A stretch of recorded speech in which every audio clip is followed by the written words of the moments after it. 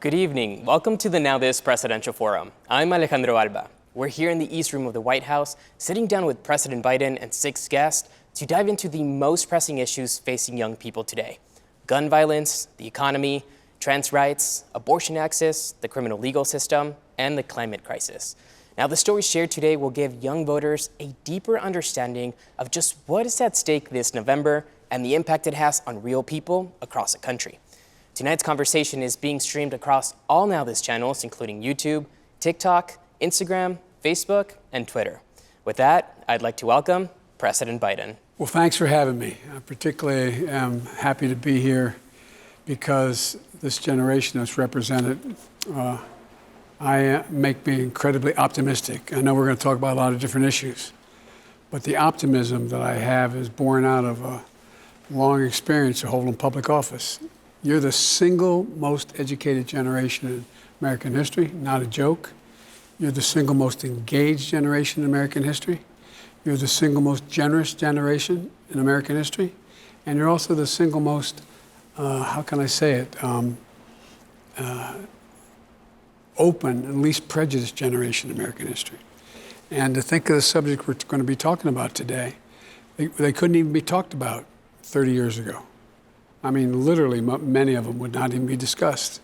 And so I just want to thank you for letting me be here, and I'm anxious to hear what's on your mind and maybe get to ask you guys some questions too as we go along. But thank you. Thank you, Mr. President. Then let's dive right in. Our first issue is gun legislation. Here with us today is Natalie Barden, who, as you know, is one of thousands of Americans that have lost a loved one due to gun violence. Here's her story. My name is Natalie Barden. December will mark 10 years since my 7-year-old brother Daniel was killed in his first grade classroom at Sandy Hook Elementary School, along with 19 students and 6 educators. Daniel was a ray of sunshine, and there's not a day that goes by that I don't miss him. Losing him was the hardest thing that has ever happened to me. I feel a sense of urgency to prioritize this issue, as the United States has suffered over 4,000 mass shootings since the one that took my brother's life. I choose to speak up about the devastating lifelong impacts of gun violence, with the hope that no one else has to experience the loss of a loved one in such a senseless act.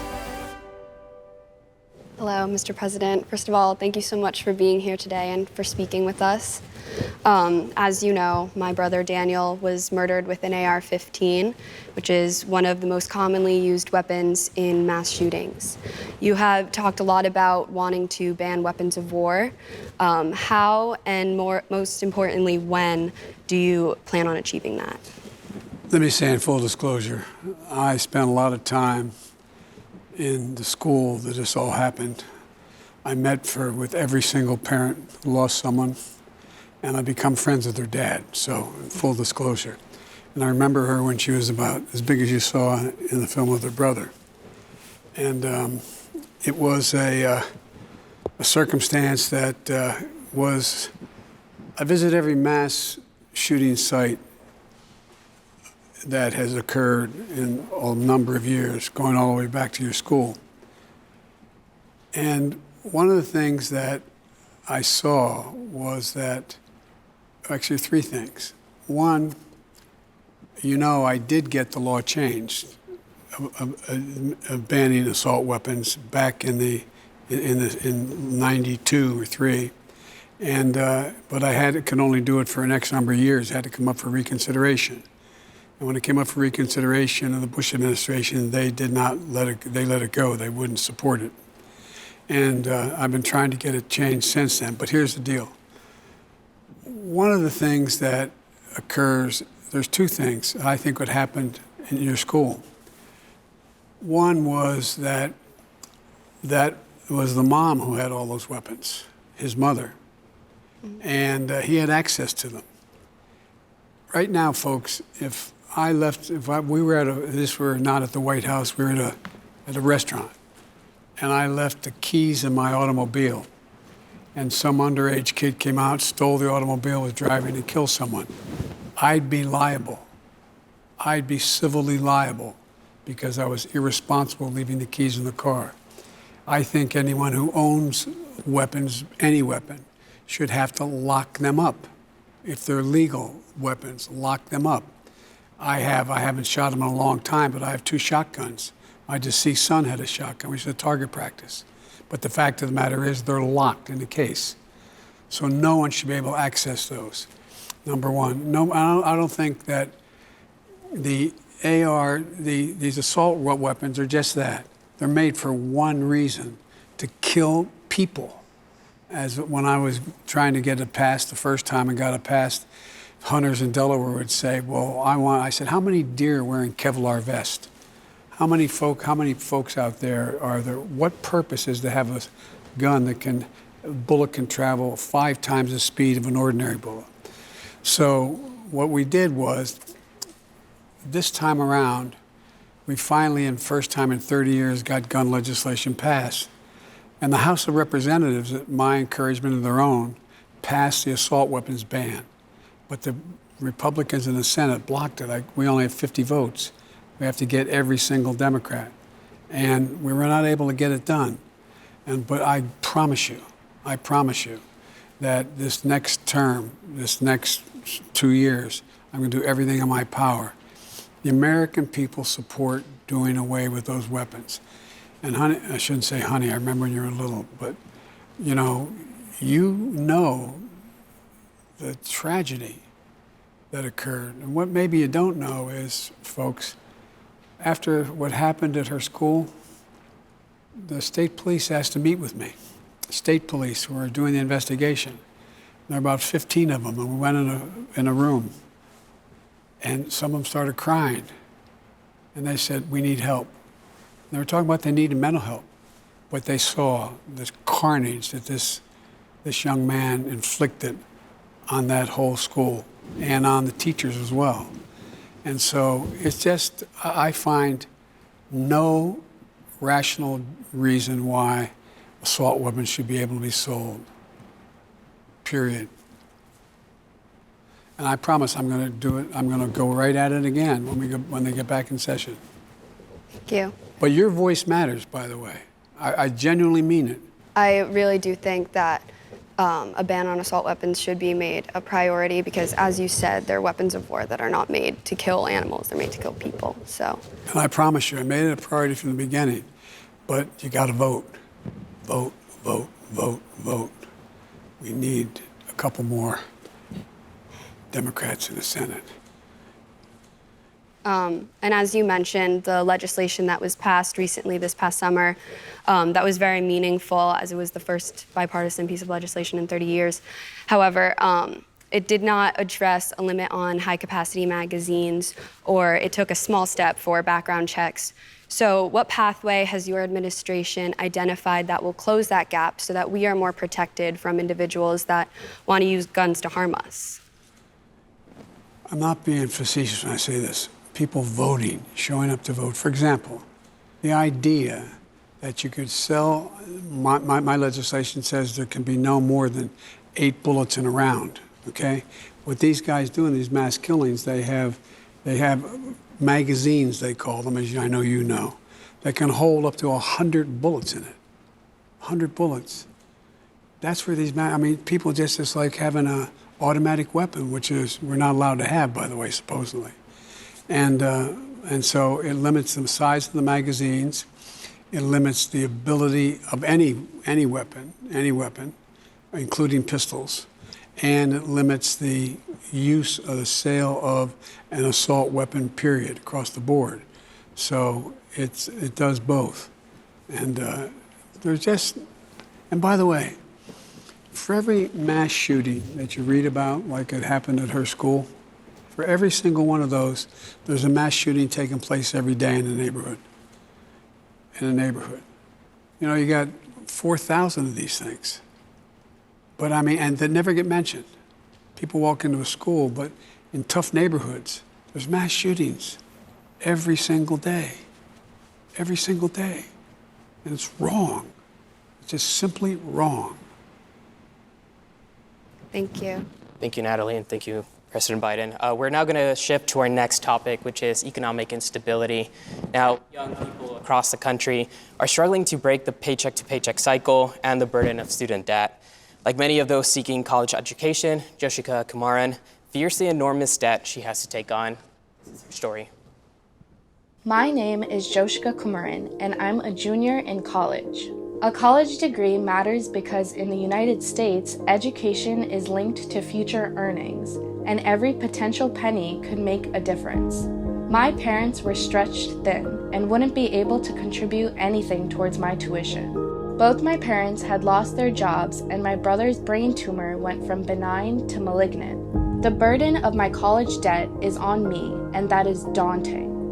Having any amount forgiven is a weight lifted that gives us more hope. I also know that millions of current and future college students will also be saddled by debt, unable to access this forgiveness, or because of a broken higher education system that seeks to profit off of our quest to achieve the American dream. First, I'd like to say thank you, Mr. President, for having us and being able to have this conversation with all of us. This topic is near and dear to my family and my heart, so I'm grateful to be able to have this conversation with you. So my first question, I wanted to set myself and my family up for long-term financial security by getting a college degree. But it comes at a huge cost, which makes it harder for me to help my family stay afloat and pay for my brother's brain cancer treatments. For people of color, the path to true financial security is often paved with advanced degrees, and yet the cost of simply getting a bachelor's degree can be the largest burden we bear financially. Federal student loan forgiveness will make a big difference, but it feels like the system itself is broken in some ways. What can your administration, working with Congress, do to help break this vicious cycle that is hurting the future of young people seeking an education for a better life? I used to have a good friend I went to high school with. And I say, Bob, do you understand me? He said, Joe, I not only understand you, I overstand you. I overstand. I got into a private university when I was out of high school. And even with the financial aid, I couldn't go there. And I had to work, which is not a problem, to go to the University of Delaware, which is much, much cheaper. Now, just in the last 40 years, the four-year university cost of a four-year university has tripled in the last 40 years to go to the school to begin with. And Pell Grants used to cover 80% of a college tuition. Now it's down to about 30%. And thirdly, what's happened is the states, for state-run universities, like the University of Delaware, the University of Michigan, the state universities, in fact, they've cut back significantly on what the state contributes to the cost of the education. And all three are a gigantic problem. And it leaves a lot of people like you and my family, before I was elected to the United States Senate, in considerable debt. If you go to a private university, it's, I had a son who passed away who was an attorney general of the state of Delaware. I'm still paying off his debt. You go to a private university like where my son went to, and I went to a great university, Delaware. They went to Yale and they went to, Penn. I'm joking, obviously, but you know what it cost? It cost $85,000 a year to go. How do you do that? And so my point is that we have to do three things, in my view. Number one, point out that universities, in many cases, are raising tuitions without any good reason to raise those tuitions. Secondly, we got to encourage state legislative bodies to say, contribute more to college education as a profession to allow the state university to be run. So what I've done, I provided a lot of money, particularly for HBCUs, black universities, and minority-serving universities. We're investing, I think it's a total of roughly $40 billion, overall for education overall. And the other piece what we're trying to do is, you probably are aware, I've just signed a law that's being challenged by my Republican colleagues, the same people who got PPP loans for up to close to, in some cases, up to $500,000-$600,000. They have no problem with that. The individuals in Congress got those. But what we've provided for is, if you went to school, if you qualify for a Pell Grant, you qualify for you qualify for $20,000 in debt forgiveness. Secondly, if you don't have one of those loans, you just get $10,000 written off. It's passed. I got it passed by a vote or two, and it's in effect. And already a total of, I think it's now 13 million people have applied for that service.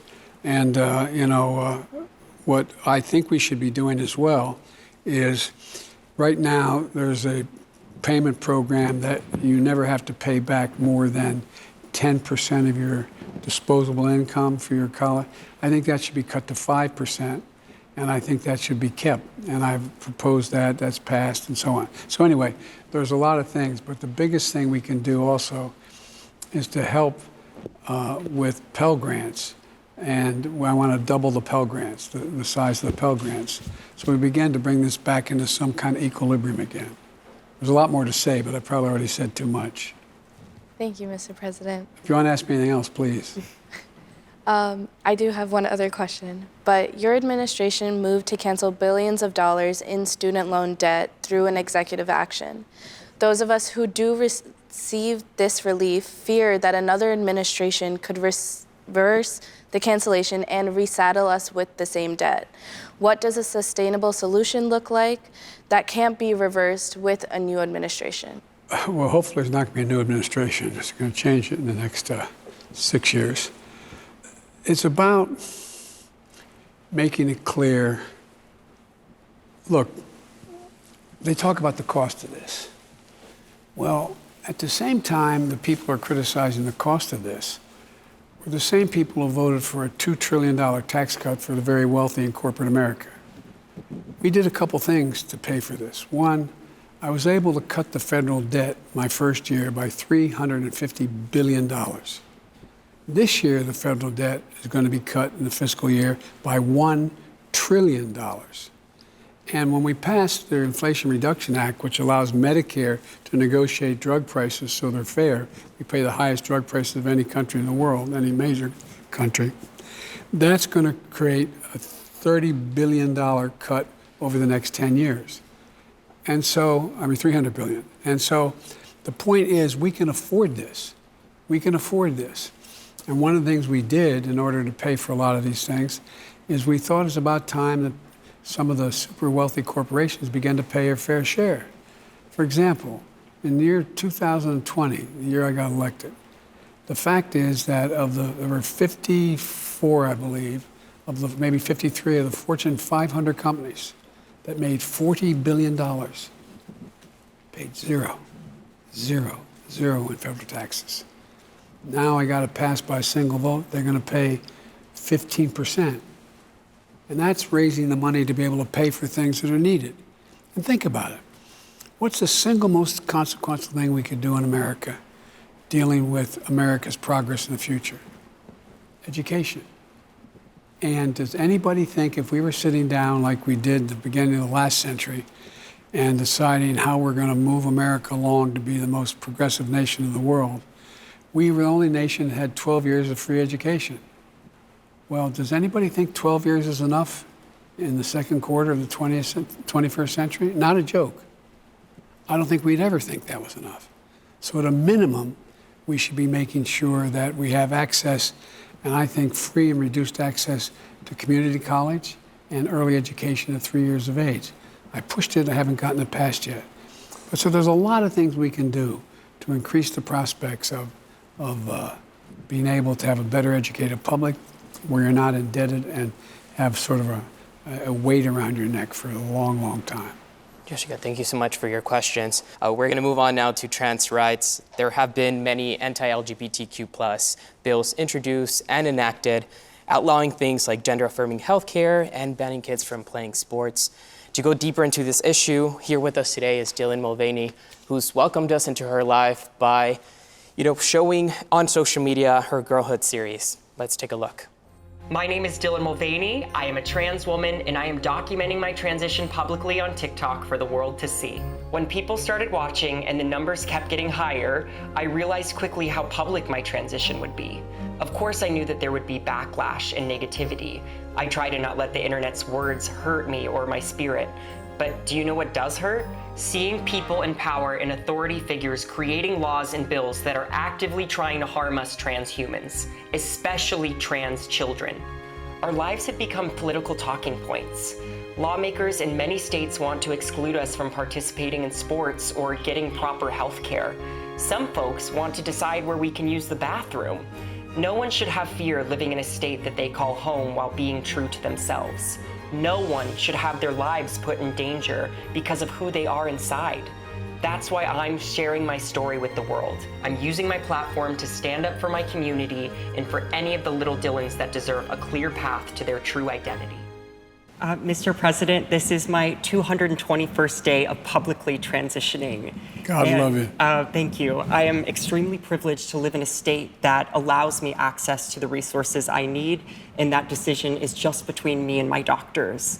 But many states have lawmakers that feel like they can involve themselves in this very personal process. Do you think states should have a right to ban gender-affirming health care? I don't think any state or anybody should have the right to do that, as a moral question and as a legal question. I just think it's wrong. You know, I think I was saying before we started that my son, my deceased son, used to be the Attorney General of the state of Delaware.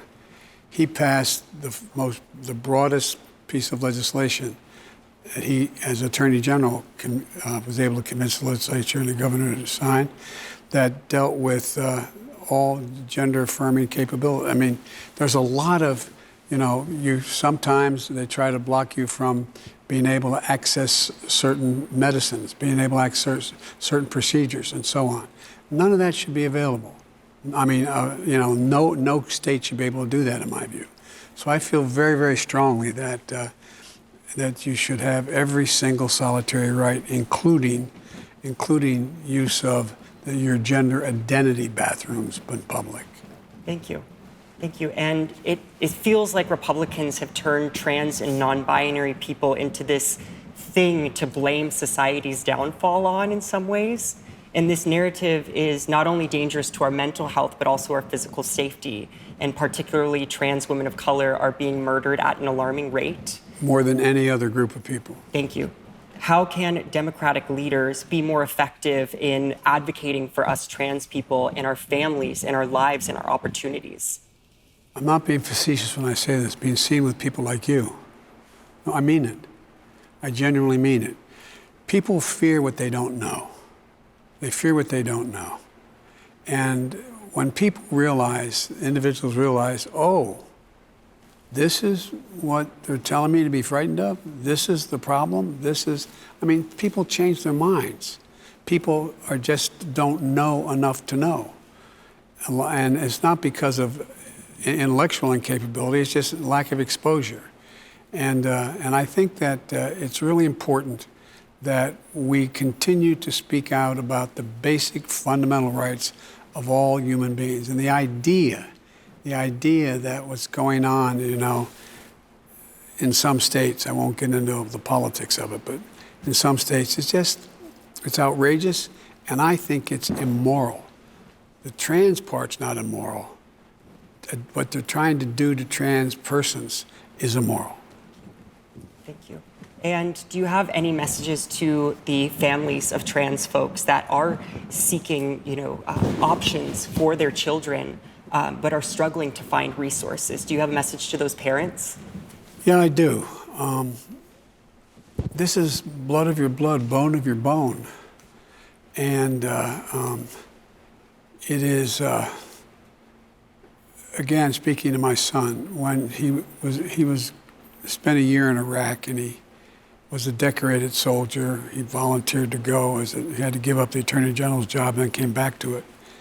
And he started a foundation I'm not allowed to talk about now because I can't raise money for it any longer. But it was for abused children. And one of the things he did is raise millions of dollars, this organization, to basically educate parents as to what they should not be afraid of. And to educate the community as to what is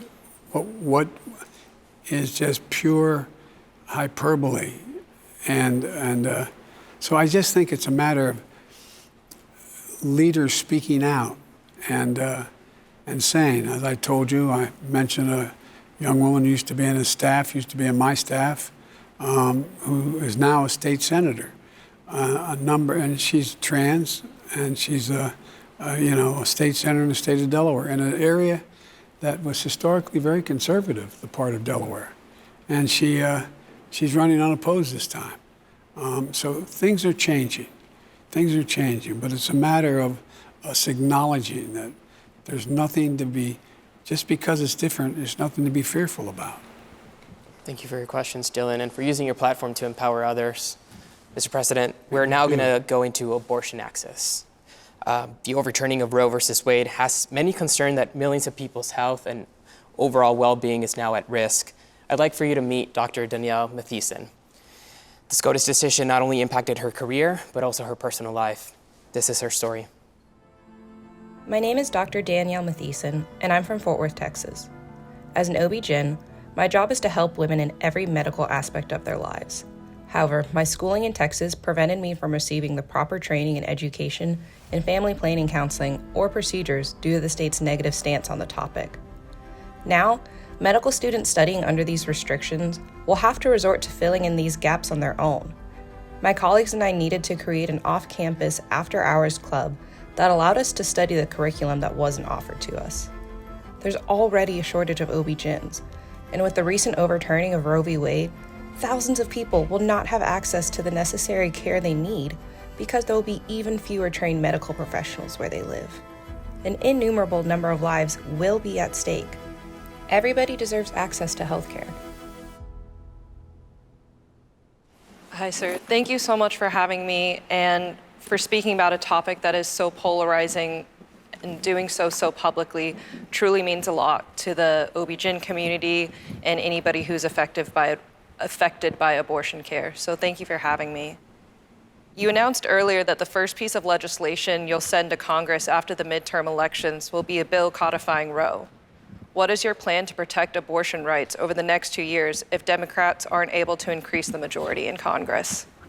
Well, first of all, it's the first time the Supreme Court has, in fact, made a lot of decisions. It's the first time they have not only not proclaimed a constitutional right, but one that they acknowledge existed, taken away.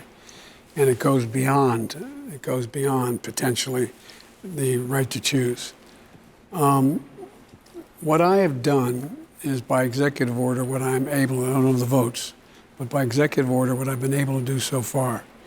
And that is, for example, making sure that a woman seeking to choose getting health care across a state line that permits abortion, that in fact from one that doesn't, like Texas to another state, that they are able to do that. They can't be held accountable for crossing the line. Making sure that you cannot, making sure that women who are being looked at as to whether they might seek an abortion, that they're not able to be followed on their accounts so that they can know where they're going. Making sure that there's access to a number of items that accommodate availability of OGBYN help for the health of the mother in the states that still permit choice under Roe. And so there's a lot of things I can do by executive order. But when I said, and when you heard me say that the first bill I will send, if they give me the votes, I need a couple more senators and I need to maintain the House. The House will vote, the House of Representatives will vote to codify Roe v. Wade.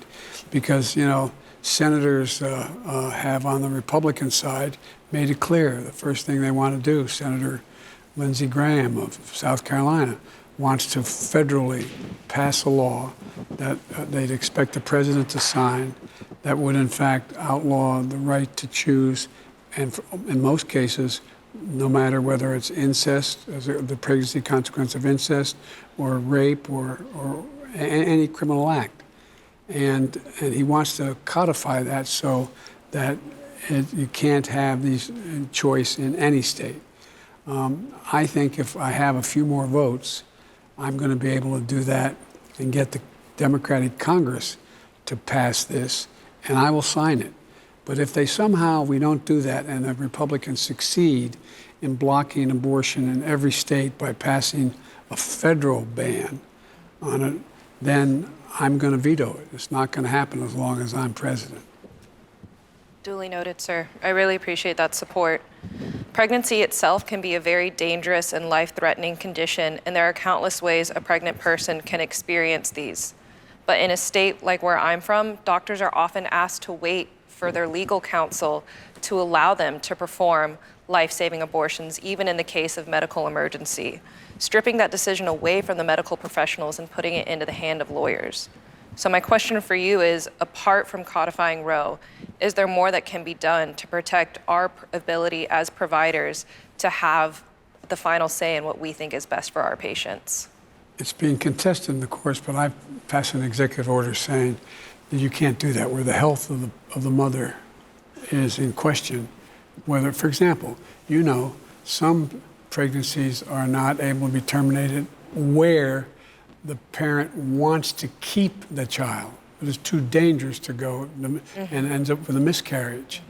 And so what we have to do is just make the case to the American people, and I don't think it's, look, the Supreme Court ruling said, and I'm paraphrasing the line in the court saying that because this is a state issue, not federally guaranteed, women can vote. Facetiously, women can vote. Let's see. Well, guess what? I'm counting on you voting in big, big numbers like happened in Kansas. Kansas overwhelmingly turned out a very conservative state saying, no, we're not going along with that law that bans abortion and bans it under any circumstance. The other thing that worries me are two things. One you said and one you didn't say. How many universities around the country are like the university? Did you go to West? Is it West Texas, or did you go to? What was the university? I went to a university in Dallas. Okay, I won't mention it then. But how many have that same rule where they don't teach you OGBYN about the health and safety relative to pregnancy? Pretty much across the board, whether it's a private or public institution, just out of fear that that's somehow aiding and abetting achieving an abortion. I didn't realize that was the case. I'm going to check it out in most states, because it's very worrisome. It's an example of what the Dobbs decision is doing. The Dobbs decision is putting an incredible amount of pressure on doctors to not take and make judgments that really do affect the health of the mother, unrelated to whether or not it's really related to abortion. For example, the case of a 14-year-old girl trying to get access to medicine relating to rheumatoid arthritis. Yes. And she goes, and for years has been getting it, her mom buying it, go to the counter. Drugstore said, I can't sell it to you because they're worried they'll be sued. They're worried they'll be sued. There's a lot of unintended consequences as well to this Dobbs decision. And so I admire the heck out of you for being willing to get together with other students and teach yourself. I mean, I'm curious, how'd you do that? A papaya is a very good representation of a uterus, and you can practice on the papaya fruit. But who was teaching the practice? An outside physician, not a part of our institution, would come in and teach us. Gotcha. Yeah, God she's love wonderful. On a more personal note, I had to travel about 600 miles and leave my family behind and spend thousands of dollars to get abortion care for my own very wanted and very loved pregnancy. In the wake of Roe, some companies are offering funding and services for trips like this. Would you support a federal fund for individuals like myself who need to take time off work, obtain child care? The answer is absolutely. But guess what? We need the same votes we need to overrule to reinstate the decision that was struck down by the court. I mean, I do support that, and I've publicly urged companies to do that. I've urged them publicly as President of the United States, saying, this is what you should be doing. I urge you to do it. Because there's so many, and imagine the women who need that kind of assistance, but have no money at all to be able to do this. None. What do? They don't have the option.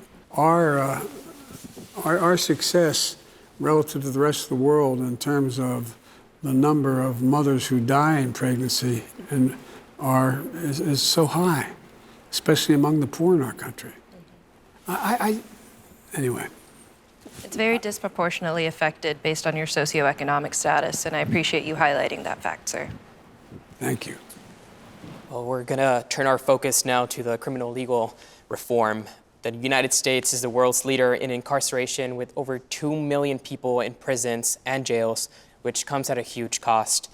John Adrian, JJ Velazquez, is here to discuss the challenges with the criminal legal system and opportunities for change. My name is John Adrian Velazquez. Most people call me JJ. When I was 22 years old, I was misidentified, arrested, and charged with a murder, even though I was on the opposite side of New York City at the time of the crime. For 23 years, 7 months, and 8 days, I was incarcerated for a crime I did not commit. For decades, I worked relentlessly to prove my innocence behind bars. I missed seeing my children grow up because the system believed I was guilty. On August 17th, 2021, I was granted clemency, and a month later, I was able to walk out of prison. I don't plan on wasting the time that I have in this new life I was given. I'm using my story and my experiences to help with reforming the criminal legal system. There are others like me behind bars waiting for someone to give them a chance, and I want to be that chance. JJ, your questions for the president. Thank you. Good afternoon, President Biden. Obviously, being wrongfully convicted is one of America's worst nightmares. It certainly was for me for almost 24 years. Yet this is only one of the major flaws in our broken legal system.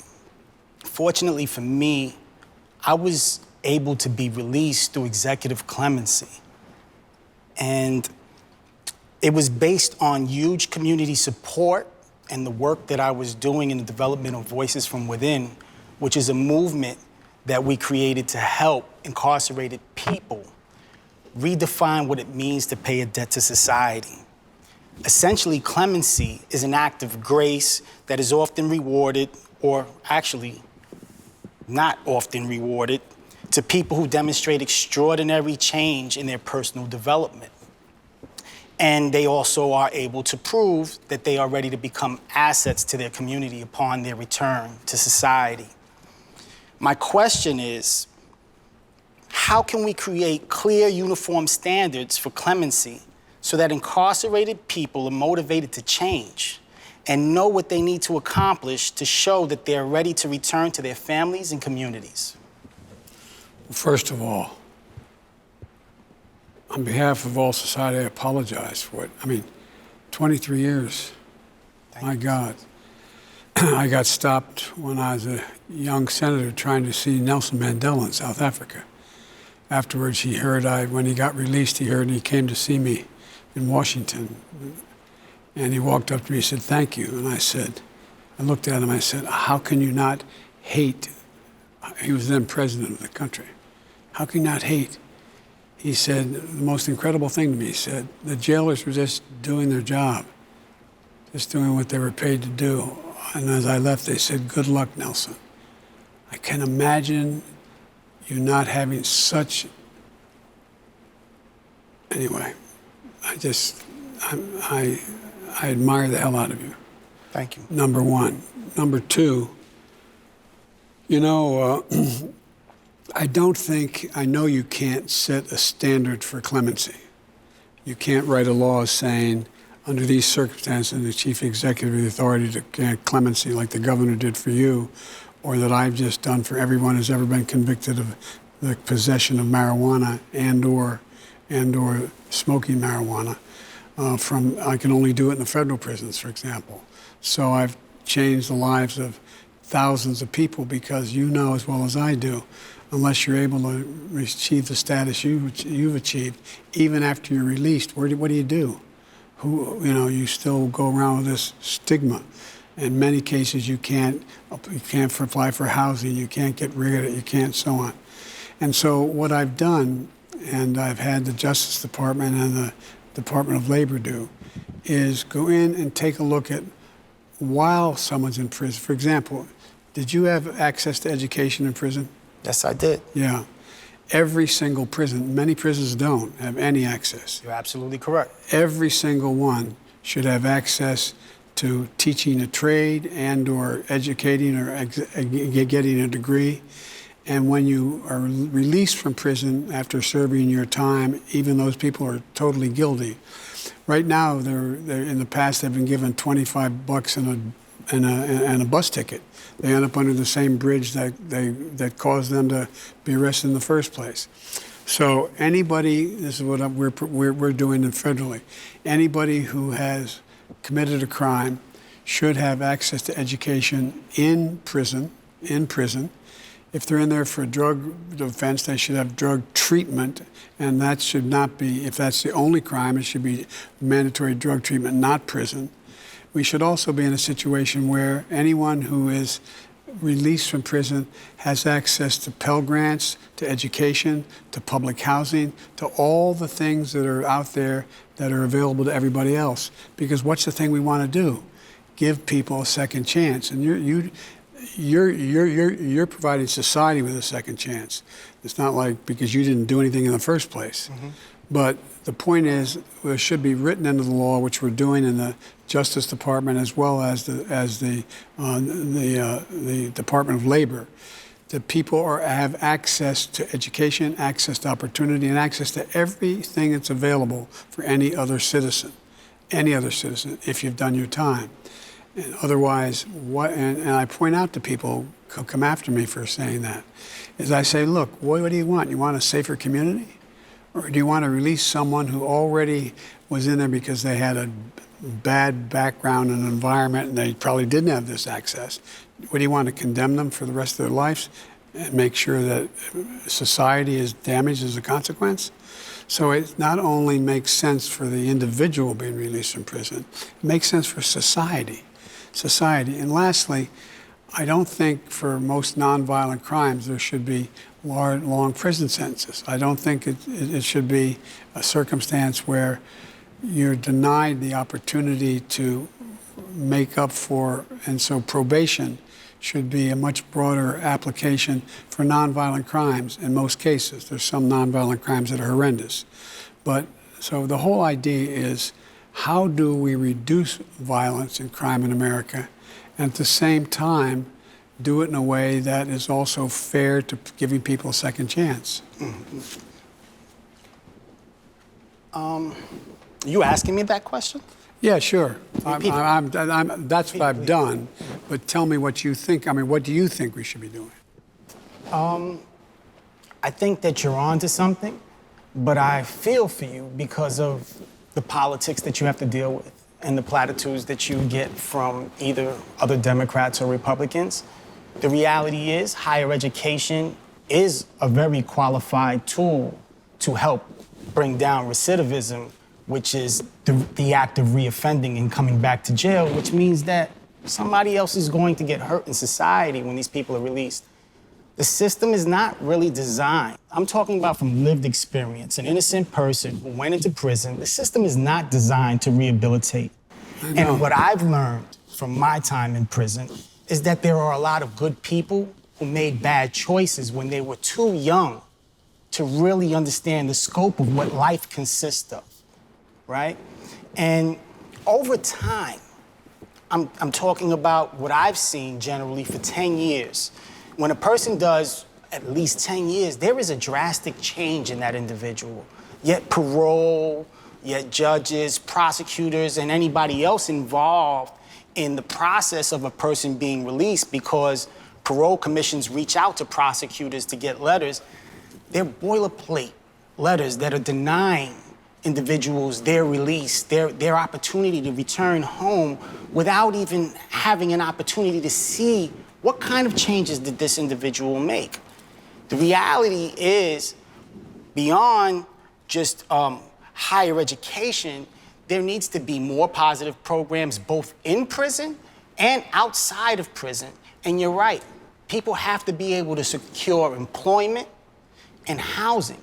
Because the sad reality is the majority of individuals who are released into society can actually get their hands on a gun or some drugs before they can secure employment or housing. So until we start to look at this differently and do a strategic reinvestment and reallocate some of the funding that's being used to punish these individuals, we're really not getting anywhere. Our recidivism rates indicate that the United States has been failing for decades because people are coming home worse than they went in.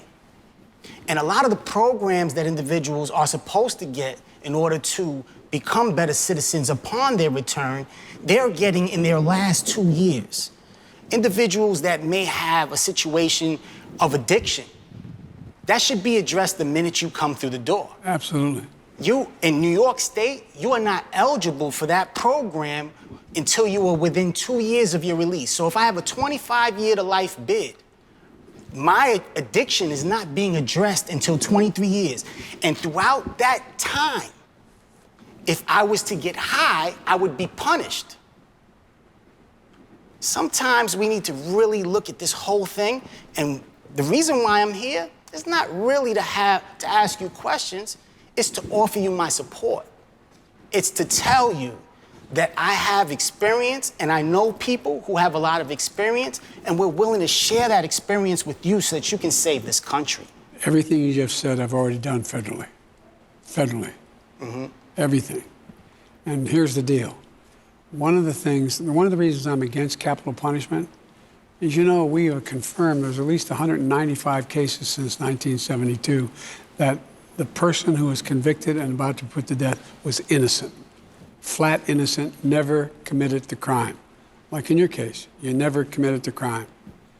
DNA is helping change some of that. There's some changes that are coming forward that make it easier. But everybody should be in prison should be able to graduate with a trade. If they be able to come out with an associate degree, be able to, when they come out, everyone in prison who's there for a major drug offense, they're addicted, they should be in mandatory drug treatment in prison. Absolutely. Mandatory in prison. And so what we're trying to do is change the dynamic of what makes society overall safer and what's more fair for the people who have been convicted rightly or wrongly. What's the wisest thing to do? And that's why the things you're talking to me about, and we have time, I can go through them, but we've done the vast majority of those by executive order in the federal prison system. I can't do it in the state prison system. What I'm doing in the state prison system is offering, encouragement by providing federal assistance if they would do these things. Mm-hmm. But the idea that there is no access to anything other than to sit in a cell or walk the yard and not have anything to do and not better yourself intellectually or mentally is a big mistake. You're absolutely right. In fact, correctional institutions right now, for the most part, the standard is it's just a place for you to waste your time. Yeah. And I have spent decades trying to get individuals to realize that we have to take it upon ourselves to invest in that time so that we can have a better return on our investment and come home and be the assets that society needs. JJ, Mr. President, we do have to move on into our final topic, but thank you so much for that conversation. Thank you. We're going to talk afterwards here. Sure. Mr. President, onto our final topic now, climate and the environment. Younger generations are hoping for a more livable future, but uncertain of what that looks like without more aggressive action. Copeny is here today. She's been fighting for environmental justice since she was 8. This is her story. My name is Copeny. Most people know me as Little Miss Flint, even though I'm not so little anymore. At 8 years old, I became an activist when my city was faced with one of the worst water crises in American history, and none of the adults in charge seemed to be fixing it. My entire community, including thousands of children, were exposed to toxic drinking water, and 8.5 years later, Flint is still not fixed. Even worse, water crises plague hundreds of cities across America. At 15 years old, I should be focusing on school, cheerleading, and just being a normal kid. Instead, I've spent over half of my life fighting for the most basic human right, access to clean, safe drinking water. That is why I continue to advocate for those who are facing environmental crises. Good to see you again, kiddo. It's good to see you. I met you in Flint when you were 8 years old. I can't vote yet, but my generation is going to be impacted by the climate crisis more than any other generation before us. What message do you have for the people who vote without the youth or greater good in mind? The message I sent was I was able to pass $360 billion, to make sure that we start to deal with climate crisis. And in the infrastructure bill, it's confusing, in the bill we passed for $1.2 trillion to fix our infrastructure, we're going to make sure that every single lead pipe in America is out. Good, we're going to pay to have a new one put in all those hundreds of thousands of homes. And what happened with you guys was your city decided in Flint, instead of taking the water from the lake into the treatment plant, they took it from the Flint River, which was polluted. It was polluted. And that then corroded the pipes and everything went to the devil from that point on. And by the way, all of those pipes are gone except you have 16% left in your state, and we're paying to make sure every single solitary lead pipe is done. No child should have to turn on the water in a fountain in the school and or at home and worry about whether or not they're ingesting lead. And there are even more chemicals that are more dangerous than that, those forever chemicals. And they're in things like the foam used to clean runways and the like. And what we're doing is changing that as well. They're not going to be able to use those chemicals. And we have to have different chemicals that are going to be able to do the same job. And so the biggest thing is, though, that we have to change those things that affect the environment, because if we don't get it straight by 2050, if we go 1.5 degrees higher in temperature, we're going to be out of luck. There's nothing we can do to change what's going on. For example, Russia, just one example, they're in 8 time zones, and all that permafrost around the Arctic Circle in that area. Guess what? The permafrost is melting. It will never freeze again. You know what's coming out? Methane, which is 4 times as dangerous as CO2. Look what's happening not only in Flint, but cities all across America in terms of clean water. And the sewer systems that are getting damaged to fix them, the sewer treatment facilities that are being damaged have to be replaced. They're technology that's 40, 50, 60 years old. Not much has been done, but it costs billions of dollars to do it. So that's why it was necessary to pass legislation in both bills that probably total of $500 billion to be spent now, to make sure your generation doesn't go through more Flints. And so they're the things. There's much more to talk about, but because of people like you, young people like you, insisting this change take place, if you weren't out there hollering, I wouldn't be able to get any of this passed, because people are listening. And by the way, I talked about the young vote to begin with. It's not, you're a very young vote, and you're way ahead of your time. You're kind of a progeny, anyway. But all kidding aside, the greatest concern and the greatest help that I get for my environmental stands are from young people, because you get it. You get what's happening. So there's a lot we can do. And by the way, we should be cleaning up the Great Lakes overall. Great Lakes are the single greatest source of water in the world as one source. Seriously, did you know that? More fresh water, drinking water in the Great Lakes than anywhere in the world. And we rely heavily on it. But everything from, for example, the fuel used in those boats that transfer material up and down the Great Lakes. Well, guess what? They're polluting the lakes. Not all of them, but they're pollutants. For example, the cement that we make now to lay down the cement. You can change that and reduce the environment, reduce the harm in the environment, because making that cement causes a significant pollution of the air. And so we're changing the way we make cement, the way we make steel. We can make steel better now without having the negative impacts on the environmental impacts by the way we make the steel. So, and what we're trying to do is, once we get that done, I'm sorry, I feel, the way we get this done is, it's not sufficient that just the United States takes care of this. We have to help other countries take care of it as well, because it affects, it's one atmosphere. It all goes into one atmosphere. And so what we're doing as well is we're rewarding farmers, for example, to plant crops that absorb carbon from the air, that absorb it, that suck it out of the air. For example, the Amazon down in Brazil and other parts of South America, that absorbs what they call a great carbon sink. It absorbs more carbon and pollution out of the atmosphere than is emitted by every single bit of negative thing we do in America on a daily basis. And so, but guess what? We cut down all our forests. We did all these things to be economically viable. Now they're coming along saying, how about us? How about us? So we have to, the industrialized world has to not only clean up our act, but we've got to help these countries do what they need to do without further hurting the environment. And we have to pay them, in my view. We have to compensate them for what they're doing. And so there's a whole lot of things that we're doing. Last thing, I'll give you an example. You know, all the electricity that's in here is transmitted over, there's a power station that either burns coal or natural gas or oil in order to generate the energy, and it goes up on those big high tension wires and transmit it to wherever it needs to go. Well, guess what?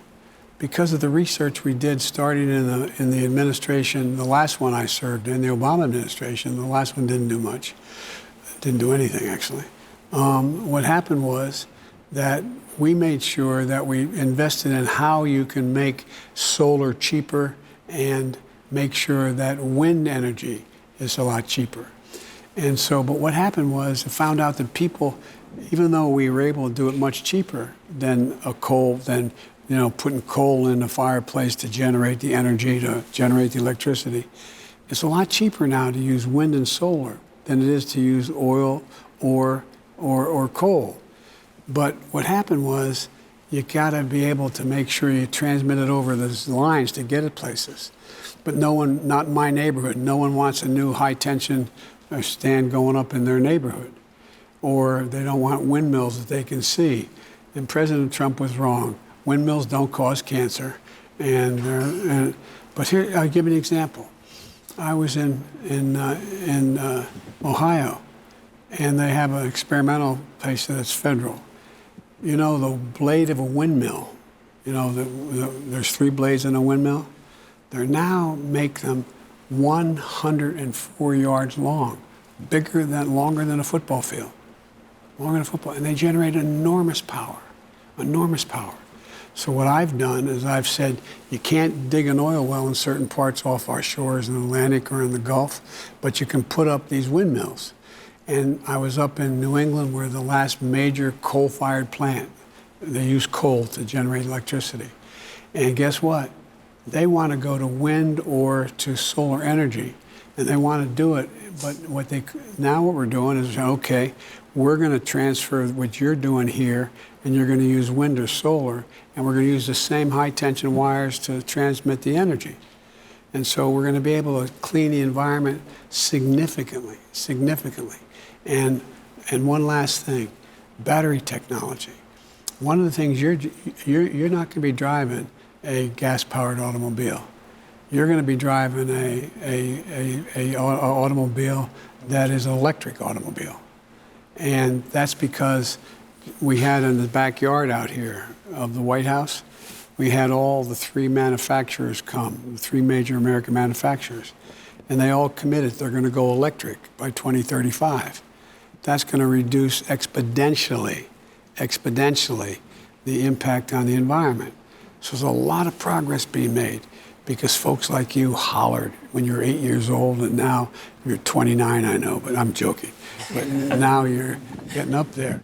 But this is what we're going to do, and it's exciting. And the last thing I'll say is it's going to generate enormous economic growth. Remember, you won't remember, kiddo, or you may, you're so informed, but when I was running, they said, why isn't Biden talking about his green plan now? This is in the beginning. Because I wanted to make sure every labor union supported me, because they were all opposed to it. Until I sat down talking with the IBEW, the electric union, the Brotherhood of Electric Workers. And I pointed out their future lies in going electric. So for example, we're going to make sure that, we have gas stations on the interstates now. Well, guess what? There's going to be electric recharging stations. We're going to have 500,000 of them. 55,000 of them are going to be put in. And now, I'm sorry, I get too excited. It's okay. I do want to make sure that she gets her second question in. Oh, let's do your second question. Oh, okay. There are countless communities in America dealing with toxic drinking water. Government solutions can take several years, if not decades, to implement, even though lead exposure leads to long-term irreversible damage, especially to children under 5. That's why I hope to develop my filter that provides immediate relief to those families dealing with toxic water. What can be done to support short-term, immediate solutions for the millions of Americans dealing with toxic drinking water? Two things. One, if it's immediate, you mean that we find out tomorrow that there's this problem, we have to provide bottled water.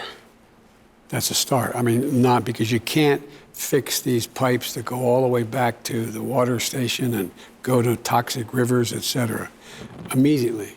But as I said, out in Flint, all but 17% of all those, just since I've been in all those lead pipes, they're out. They're gone now. But you have 17% left. Now, granted, it's not 100%, but we're working diligently to get them all done. But not only across America, we're providing billions of dollars to do this, directly to not just the state, but to the locality. So, for example, Flint would get the money directly to be able to get this done. They don't have to wait. Well, you got a great governor who's pushing this really hard.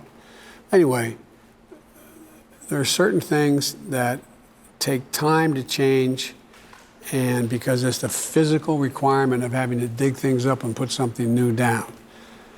In the meantime, whatever is needed to assure that the water in your school or your home is clean, if you can't make sure that it is clean by getting the pipe changed immediately, you got to provide the water.